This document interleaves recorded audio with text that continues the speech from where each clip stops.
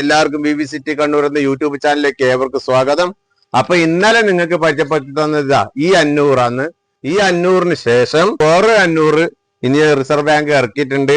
ആ 500 ഇതാ ഇത് മഞ്ഞ കലർന്ന പച്ചയില് ഇറക്കിയ 500 രൂപയുടെ നോട്ടാണ്.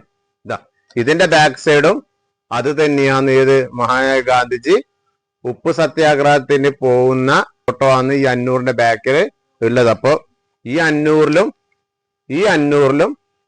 സെയിം ബാക്ക് സൈഡ് ഒന്ന് തന്നെയാണ്.